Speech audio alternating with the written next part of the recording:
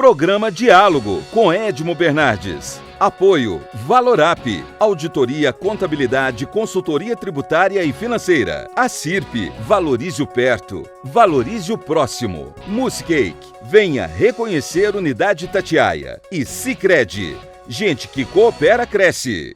Olá, estamos iniciando mais um diálogo e recebendo os maiores economistas do Brasil e ex-presidente do Banco Central, Alexandre Schwartzman, mais uma vez aqui no programa. Obrigado, Alex, por falar conosco. O tema é 2022. Prazer em te ver.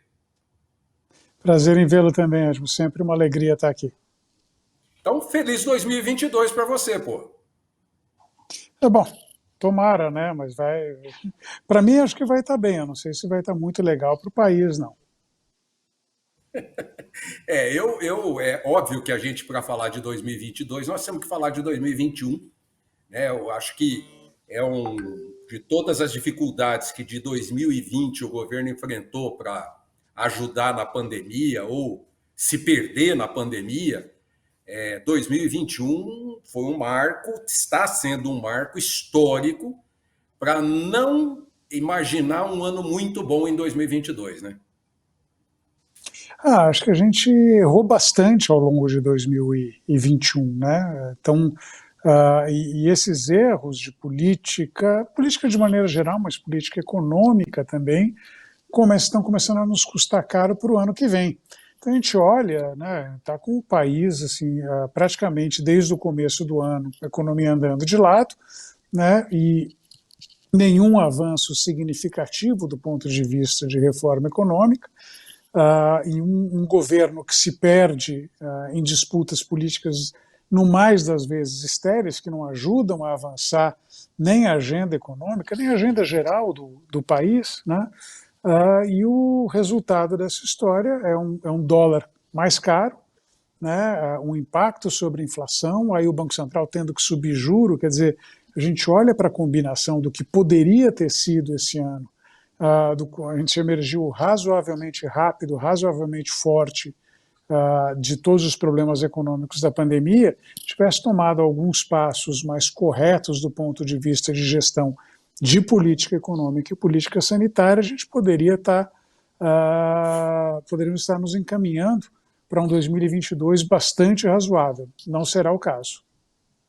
Bom, vamos começar pelo nosso ministro da Economia, de trás para frente, de ontem, onde ele disse que o Brasil está demonstrando que é um país que atrai investimentos, está pronto para investimentos lá em Dubai, para os investidores, para empresários, para autoridades públicas, dizendo que o Brasil está pronto, que o Brasil está bombando para receber investimento.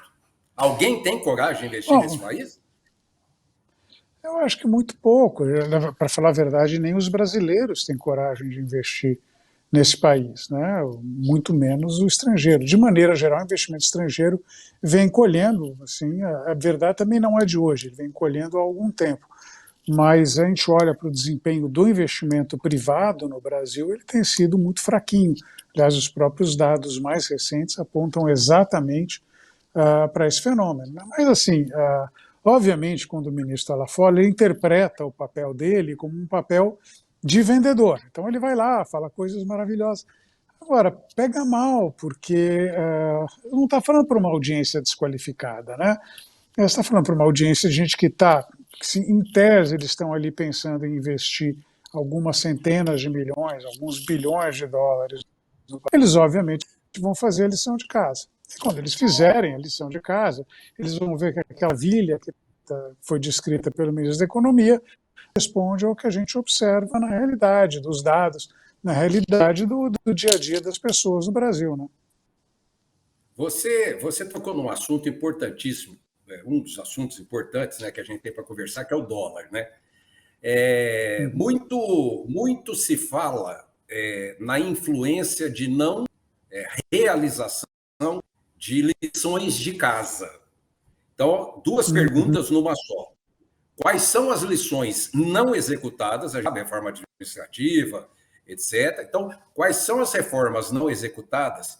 E se executadas, aí a pergunta do milhão. Quanto poderia estar valendo o dólar hoje? Mas é mais fácil listar o que a gente não fez, mas assim, você já mencionou uma delas, né? A reforma administrativa, uma reforma do orçamento, reforma tributária, quer dizer, tudo. Veja, o que eu estou falando, com perdão, né? Isso é de uma obviedade atroz. Todos nós sabemos o que tem que ser feito, né? Acho que eu ousaria dizer que o próprio ministro da Economia sabe o que tem que ser feito, embora o comportamento dele não seja congruente com isso. Mas o que a gente precisaria? Assim, do ponto de vista do controle de gastos, é atacar o crescimento dos gastos obrigatórios. A gente fez uma parte disso com a questão previdenciária, não está reduzindo esse gasto, ele só está crescendo mais devagar. A gente teria que começar a atacar a questão do funcionalismo, que é um sorvedor de recursos públicos e entrega muito pouco em volta. A gente tem um orçamento que é extraordinariamente rígido, estou falando isso há anos. Quando eu comecei a falar isso, a gente falava que o orçamento era extraordinariamente rígido, porque as despesas obrigatórias respondiam 85% do orçamento. Hoje ela já é de 95%. Você vê há quanto tempo eu estou falando essas coisas. A gente não avançou nenhum passo nisso. Moral, porque tem um orçamento rígido, a gente não vai, a gente está começando a furar o teto de gastos, que era a única coisa que estava ali dando um mínimo de previsibilidade para as contas públicas nos próximos anos. Isso se reflete numa percepção de que a nossa dívida vai continuar a crescer nos próximos anos, por mais que tenha melhorado nesse ano, e isso bate no dólar. Então, de fato, esse dólar mais caro é por conta disso. Assim, não é uma conta minha, mas exercícios que eu vi a esse respeito sugerem que, se a gente for olhar, por exemplo, o preço de commodities, de soja, de açúcar, de petróleo, de minério de ferro, etc., etc., era para o dólar estar em alguma coisa aí na casa de 4,50, 4,80. Não sei se toda essa diferença é por força da falha de reformas ou não, mas se for algum indicador, eu acho que era mais ou menos ali que a gente poderia esperar o dólar. O fato dele estar aí na casa de 5,50, às vezes indo buscar 5,60, acho que é um indicador aí de como o país está vivendo uma situação complicada. Sem horizontes, né? Eu acho que isso adiciona ao nosso problema. Quer dizer, se a gente tivesse, como vamos, a gente não está fazendo nada agora, mas tem uma eleição aí ano que vem, pode ser que entre alguém que vá mudar o rumo das coisas, então a gente estaria pelo menos ali na ansiedade de ver alguma melhora. Mas quando a gente olha concretamente para as alternativas de poder viáveis que tem, elas não apontam no sentido de uma mudança que nos leve para esse lado. Quer dizer, a manutenção do atual governo já mostrou que não é amigável para as reformas. Em boa parte porque o presidente não acredita nisso, né? Ele tem uma base política que é usada ali para simplesmente mantê-lo no poder, certamente não para avançar qualquer espécie de reforma. A principal alternativa de poder, que é o PT, também assim não tem, obviamente, nenhum encanto por isso, inclusive porque quando teve oportunidade não fez, não seria agora que iria fazer. Obviamente tem sempre o pessoal que fala, não, mas aí o Lula é um pragmático, ele vai chamar alguém que vai fazer, bom, tá bom. A gente pode acreditar nisso, pode acreditar no Coelhinho da Páscoa, pode acreditar em Papai Noel. Eu não vou disputar crença com ninguém. Eu, particularmente, acho que esse é um cenário remoto. Então, quando a gente olha assim, para a questão de alternativas viáveis de política econômica na frente, não parece ter nenhuma nada que indique que a gente vá mudar para um rumo mais sustentável, mesmo com a eleição do ano que vem. Então, isso acho que adiciona ao peso que a gente tem sentido do ponto de vista de desempenho econômico do país. Eu não consigo, pelo menos, enxergar alguém que entre, por exemplo, o ano que vem, num ano eleitoral, e essas reformas sempre levam a, como eles chamam, maldades, né? Então, se você fizer uma reforma administrativa, você vai estar trabalhando com o servidor público. Em ano eleitoral, complicado. Se você fizer a reforma tributária, você vai estar trabalhando contra estados, ou alguns estados, e outros, em tributos e unificações, etc. e tal. Acho que o ano que vem, penso eu, que não vai ser um ano de maldades, exatamente por ser um ano eleitoral. Não, acho que a sua análise é absolutamente correta. E vou mais longe, porque eu concordo absolutamente com o que você disse. O governo certamente não vai se engajar em fazer reformas que possam ser vistas como algo que prejudique as chances de reeleição do presidente. Mas a verdade, acho que, primeiro, nenhuma força política vai a público com essa agenda, né? E não vai, porque, de fato, ela é uma agenda que promete perdas a vários grupos que são bem organizados, né? E também porque, vamos falar a verdade, a população não está minimamente interessada nesses assuntos, né? Todo mundo quer uma solução fácil para o preço da gasolina, né? E aí então vai vir um monte de o pessoal prometendo dedadas para corrigir o preço da gasolina de um jeito ou de outro, mas enfim, então é muito mais no sentido de prometer o paraíso na Terra do que mostrar para a gente que para chegar lá no paraíso tem que passar por um longo caminho pelo purgatório. E não tem jeito, tem um longo caminho pelo purgatório. Só que isso não elege ninguém, né?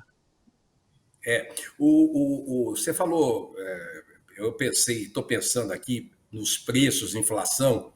Esse é um caminho que nós estamos indo, um caminho muito perigoso, né? O ministro vem dizer que para que tem um pouquinho a mais de taxa de juros, um pouquinho a mais, bobagem, durante um tempo aí para a gente poder acertar tudo isso. Não é bem assim, você que esteve lá no Banco Central, né, Alex? Não, é bem mais complicado, mas veja, quer dizer, é uma própria dissonância com o discurso anterior do ministro, né? Ele, assim, há não muito tempo, ali, meados do ano, um pouco antes, ele estava usando o fura-teto como um xingamento para os demais ministros. A última manifestação dele, o teto de gastos é só um símbolo, não é uma coisa. Isso é dissonância cognitiva, né?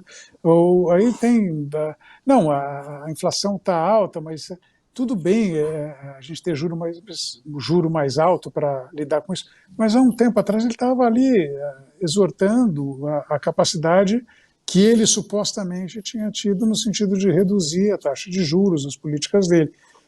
Então, e obviamente os agentes de mercado percebem isso, quer dizer, teve gente que foi ingênuo o suficiente para acreditar que o Paulo Guedes era de fato alguém comprometido com uma agenda liberal, etc., e que o comprometimento dele era tão forte que ele inclusive converteu o presidente da República, que nos seus 30 anos ou mais ali de Congresso jamais comungou desses ideais, ele acreditou nisso. Hoje tem uma percepção entre essas pessoas que não é mais o campeão da causa liberal. Ele é simplesmente mais um que está tentando pavimentar o caminho para a reeleição do presidente, que está enfrentando, obviamente, sérias dificuldades por conta, entre outras coisas, do mau desempenho da economia, a péssima gestão da pandemia, etc. Então, acho que o que está acontecendo é uma percepção que aquele herói lá, o que mereceu uma estátua na Faria Lima, não é a pessoa que hoje está ocupando o gabinete de ministro da Economia, não. Bom, eu vou chamar um intervalinho rápido, daqui a pouquinho estamos de volta. Até já!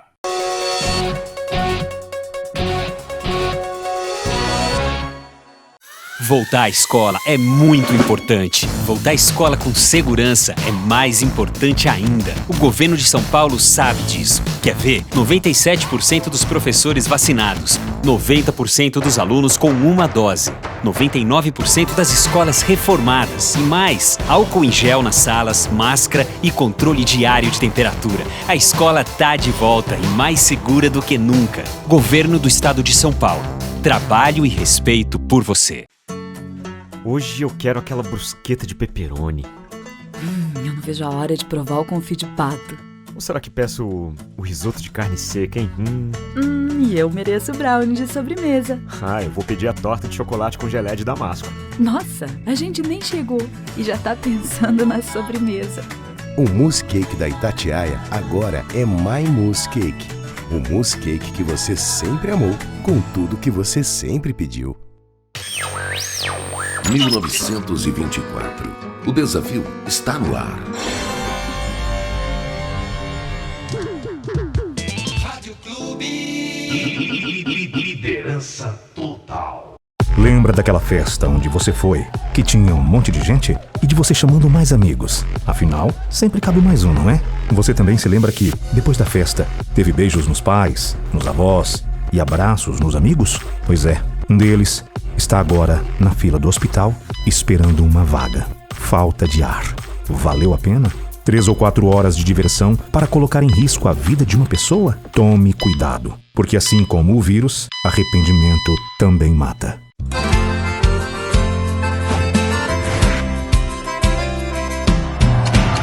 Eu vou poupar de montão e juntar o maior dinheirão. Promoção Poupança Premiada Sicredi. A sua economia pode virar um dinheirão. Eu vou poupar de montão e aproveitar a maior promoção. Posso até ganhar mais de 1 milhão. É Sicredi. Quanto mais poupar, mais chances de ganhar. É poupança.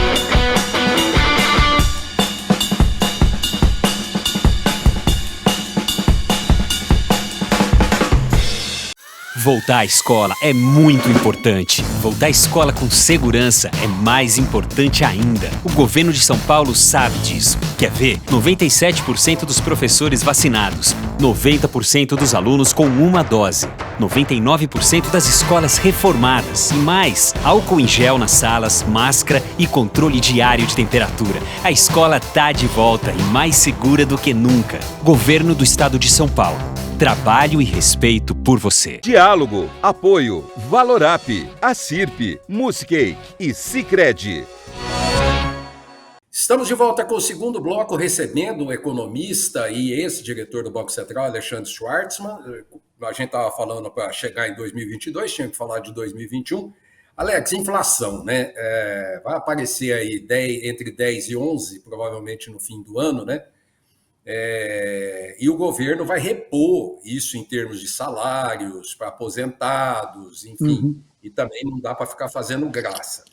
Porém, nós temos um achatamento para baixo da classe AB, nós temos um achatamento contínuo, quer dizer, aqueles que saíram da extrema pobreza no passado voltaram para a extrema pobreza, aqueles que ascenderam para a classe média voltaram para a classe CD, né? E desemprego, uma inflação altíssima, que aí tem carne, aí nós temos um monte de coisa, eles colocam ainda as dificuldades do mercado internacional. Eu vejo que não tem container para transportar as mercadorias, não tem navio, não tem chip, não tem um monte de coisa. Até, sei lá, é uma bagunça, né? Desvencilhe isso aí para mim, esmiuce isso aí para mim. Tá, vamos lá. Obviamente tem uma questão, você tocou em alguns pontos importantes, a questão das chamadas cadeias de suprimento. É um nome bonito, mas em última análise é exatamente aquilo que você descreveu, quer dizer, está faltando container, está faltando navio, né? Isso é reflexo, boa parte, da pandemia, é um fenômeno global, né? Então, tem esses problemas, tem problema de falta de chip, então uma série... Você não consegue prover a matéria-prima para uma série de segmentos transformarem e terem esses produtos disponíveis. Então, tem elevação de preços de automóveis, porque não está conseguindo fabricar automóvel, né?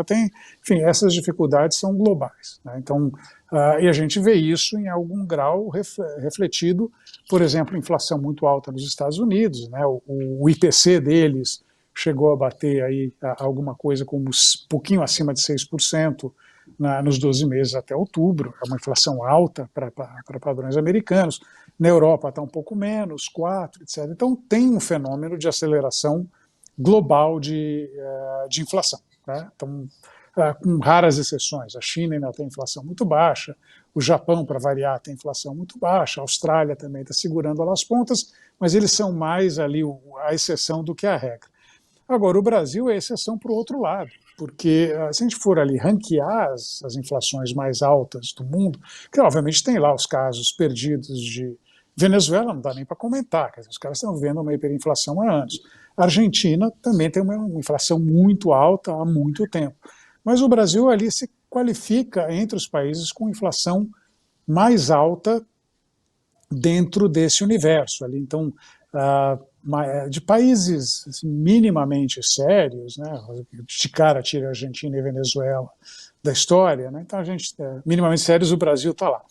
Né, e Turquia tem também inflação alta, etc. Mas assim, a gente vê que é um fenômeno muito mais local, né, muito mais resultado de má gestão de política econômica no Brasil, assim como é o caso da Turquia, lá por suas próprias razões, né, do que um fenômeno global. Quer dizer, bem ou mal falando, os Estados Unidos está com 6% de inflação, deve fechar o ano em torno de 5%. A gente vai ter 10 ou 11%, como você falou, é o dobro. Né? Então, tem que explicar isso. Eu acho que a explicação, na verdade, está muito ligada àquilo que a gente vinha falando antes. Quer dizer, o país não fez aquilo que devia fazer, né? Tem um receio de que a dívida do governo volte a crescer aceleradamente, né? E isso aí faz com que o dólar suba. E o dólar subindo num cenário em que os preços em dólar também estão subindo, ele magnifica esse efeito, né? Particularmente aí do lado das commodities, né? Que estão também com um preço bastante alto, etc. Então isso daí acaba fazendo com que a inflação aqui fique mais alta. Agora, tem uma diferença importante. Esse fenômeno de aceleração de preço de commodities, de cadeias globais de suprimento, ele vem desde o começo do ano. Né? Então, eu diria que a inflação brasileira, até mais ou menos segundo trimestre desse ano, ela estava mais ou menos inserida nesse contexto. O que a gente vê é que de meados do ano para cá, ela mudou a dinâmica. Ela, primeiro, se tornou um fenômeno muito mais disseminado. Né? Então, a gente no começo do ano via ali 55%, 60% dos itens do IPCA, que é o nosso índice de preços, aumentando. Hoje está mais na casa de 70% dos itens. Então, ela está muito disseminada. Né? A gente olha para as expectativas de inflação, não para esse ano, mas para os próximos 2, tal, no comecinho de 2021, né, o mercado parecia acreditar que o Banco Central teria totais condições de enfrentar esse surto inflacionário e trazer a inflação de 22 e 23 para a meta. Não tem mais essa percepção. A expectativa de inflação para o ano que vem já está na casa de 5%. O que acontece é que as pessoas passam a reajustar o preço, não mais esperando que a inflação fique perto da meta, mas uma inflação mais alta. Então, de fato, a gente está ali perdendo o controle do processo inflacionário e o custo disso é o Banco Central trazer a Selic de novo para 2 dígitos, provavelmente no começo do ano que vem, e chegar a Selic aí a 11 e pouco, quer dizer, é uma complicação bastante séria que a gente está passando. Havia o mercado, o próprio ministro da Economia havia dito que em junho, agora de 2021 passado, nós chegaríamos numa taxa de inflação de 2 dígitos e estabilizaríamos. Nenhum e nem outro. Quer dizer, não chegou em junho, chegou, se não me engano, em setembro, ao segundo dígito, e não tem perspectiva de estabilidade nessa taxa, né? Na verdade, assim, ela está mais alta e vai fechar o ano. Acho que tem uma chance bastante razoável de fechar o ano acima de 10%. Agora, a gente não imagina que vá continuar em 10%. Quer dizer, a perspectiva de mercado está em torno de 5% para o ano que vem. Tá? A gente tem errado, então tem que ter a humildade, talvez não seja 5%, talvez seja maior do que 5%. Mas eu acho que dificilmente a gente vai ter uma inflação permanente de 10% ou acima ao longo dos próximos anos, a menos que a gente faça muita bobagem. Né? Então, assim, que o Banco Central pare de subir juro, vire a mão muito rápido, não acredito que vai acontecer. Ou, chegando lá no final do ano que vem, que a gente eleja alguém que fala, não, vou mudar tudo aí no Banco Central. Aí a gente pode ver uma coisa mais descolada. Mas, se não, a gente vai ficar com inflação ainda acima da meta, mas mais baixa do que a inflação desse ano.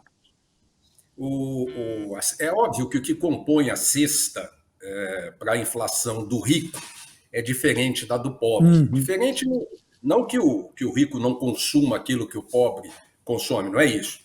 É que determinados produtos na cesta do pobre, eles são muito mais presentes e compõem a grande maioria dessa cesta. Aí vem a pergunta do leigo.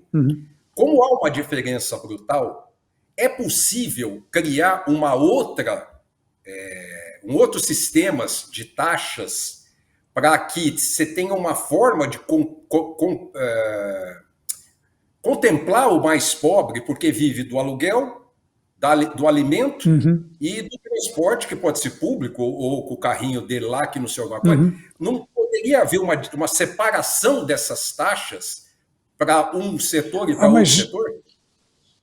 Mas já existe, né, Edmo, que a gente for ver, que o nosso índice de inflação oficial é o IPCA, né? O verdadeiro nome do IPCA é Índice Nacional de Preços ao Consumidor Ampliado, né? Por isso que ele ficou IPCA. Tem um índice irmão dele, que é o Índice Nacional de Preços ao Consumidor. Eles são formulados pelo IBGE, são calculados juntos, etc. Só que o INPC, ele é calculado com base na cesta de uma família que consome, que tem renda de 0 a 6 salários mínimos. Então, quer dizer, ou até 6 salários mínimos. Estamos falando de R$6.000. Não é uma família exatamente pobre, tem gente muito mais pobre do que isso. É que o IPCA ampliado, ele vai até 40 salários mínimos. Então, quando a gente olha para o IPCA, ele certamente, como você bem descreveu, ele dá um peso muito maior para coisas que pessoas mais ricas consomem do que as pessoas mais pobres. Então, o peso da alimentação no INPC é um peso bem maior do que no IPCA. O IPCA tem aí, se não me falha a memória, 20% a 25% do peso em alimento. No INPC é bem maior. Desculpa, eu te interrompi. Não, eu só ia complementar para esse raciocínio. Quer dizer, mas se nós pegarmos a inflação, o índice do aluguel de imóveis, que vem pelo IGPM, pobre consome aluguel. Se nós pegarmos os alimentos especiais, pegarmos o arroz, o feijão, a carne, o ovo, você tem aí, no mínimo, você parte de 50%. No mínimo, você parte de 50%. A única coisa razoavelmente controlada do pobre é o transporte público, que ele sobe através de índices, que tem uma ampla discussão, etc. e tal. Mas a cesta do pobre, ela sobe muito mais do que esses 10%. O INPC está subindo aí, depende do mês, mas está subindo entre 0,5% e 1% a mais do que o IPCA. Né? Sempre na comparação com os 12 meses anteriores. Né? Então, ele tem mostrado, de fato, uma inflação mais alta. Né? Que também tem, de novo, o INPC, quer dizer, até R$6.000, né? Como eu disse, não é uma família rica, no sentido que a gente dá a palavra rico, né? Mas uma família que faz até R$6.000, ela se insere, né, nos 15% mais ricos, e eu estou dando de barato, talvez até 10% mais ricos da população brasileira. A preocupação maior deve ver com quem ganha bem menos do que isso. Se a gente fosse calcular um outro índice aí com base no INPC, mas pensando em famílias que fazem, ao invés de até 6, até 3 salários mínimos, até 2 salários mínimos, a gente certamente iria ver uma inflação muito mais alta, porque, de fato, a inflação está muito concentrada na parte de alimentação. Né? Obviamente tem energia, tem gasolina, mas a alimentação é um item muito pesado dentro do orçamento familiar. Então, se a gente for pegar no extremo menor, não é esta inflação oficial. Então, se a gente parar para pensar, a inflação oficial, na verdade, é uma média. Né? Então, ela não é igual para todo mundo. Né? Tem gente que vai estar que consome alguma coisa mais parecida com o que está na cesta do INPC ou do IPCA. Tem gente muito mais rica que consome bem diferente do IPCA e talvez tenha até uma percepção menor de inflação. Tem gente muito mais pobre que consome diferente do INPC. a gente poderia calcular um índice de preço ao consumidor para cada família no país. Ia dar um baita de um trabalho, não ia ajudar muito, mas se as pessoas percebem diferente do que o índice mostra, provavelmente é porque elas de fato não estão consumindo aquilo que o índice estava calculando, elas estão consumindo uma coisa diferente. Mas tem que sempre tomar cuidado com as médias, né? Porque sempre você pode se afogar num rio com profundidade média de 30 centímetros. Basta pisar num lugar que tenha 2 metros ou 3 metros de profundidade. E, infelizmente, algumas famílias estão pisando exatamente nesse lugar. Quero agradecer ao Alexandre Schwartzman, esse bate-papo extremamente esclarecedor, claro, limpo, tranquilo, sereno, e o nosso telespectador com certeza vai aproveitar bastante desses esclarecimentos que o economista passou para a gente. Alex, muito obrigado. Espero poder contar com você outras vezes. Pô, sempre que for, sempre que você quiser, Edmo, sempre um prazer conversar. Pessoal, até semana que vem. Um abraço.